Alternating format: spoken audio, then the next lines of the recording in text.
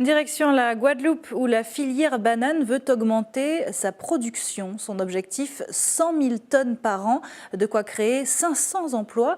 Un projet soutenu par la région. Le président Henri Chalus a d'ailleurs rencontré les acteurs de la banane locale ce matin. Voyez le reportage de Bénédicte Jourdier.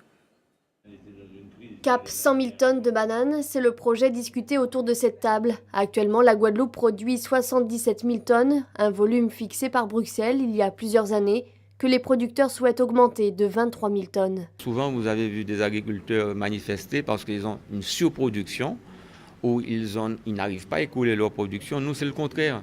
Nous avons cette production nous pouvons commercialiser, qui est demandée.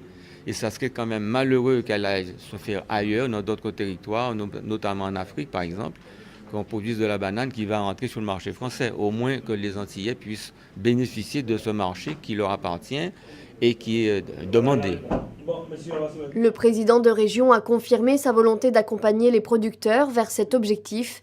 Après avoir rencontré le ministre de l'Agriculture, de l'Agroalimentaire et de la Forêt, il y a 2 semaines, Henri Chalus est assez optimiste. Il espère obtenir l'accord de l'État. Eh bien, grosso modo, en fonction de...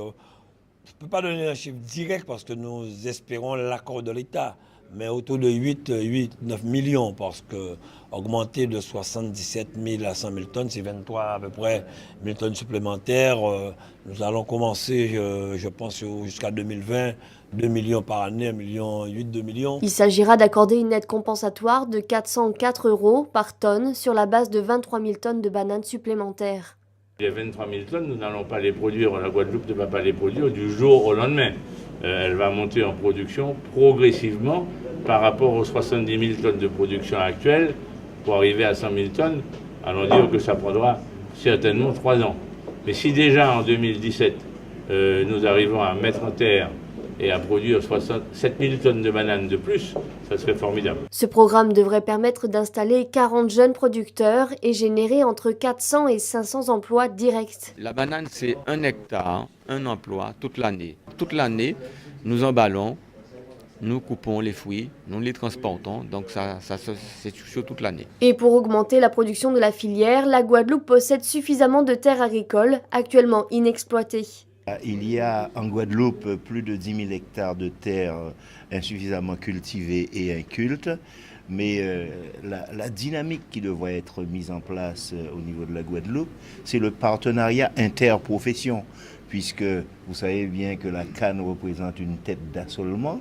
Eh bien, il faudra mettre en place des rotations culturales permettant d'une part un amendement organique plus important au niveau du sol, au niveau des sols, mais dans le même temps un rendement hectare beaucoup plus élevé. Cela a déjà été prouvé. L'archipel se dirige vers une agriculture de diversification plus durable. 6 planteurs ont d'ailleurs été récompensés au Salon de l'agriculture pour l'introduction de pratiques agroécologiques dans leur mode de production. La contamination à la chlordécone nous a appris que nous vivions dans un milieu insulaire et que toute contamination pouvait avoir une amplification qui pouvait porter sur plusieurs dizaines d'années, voire des siècles. Donc nous sommes absolument acérés là-dessus pour que nos filières agricoles se dirigent vers de moins en moins d'utilisation d'intrants. Dans le prolongement de cette réunion, Henri Chalus rencontrera début avril à Paris le ministre de l'Agriculture, de l'Agroalimentaire et de la Forêt, Stéphane Le Foll.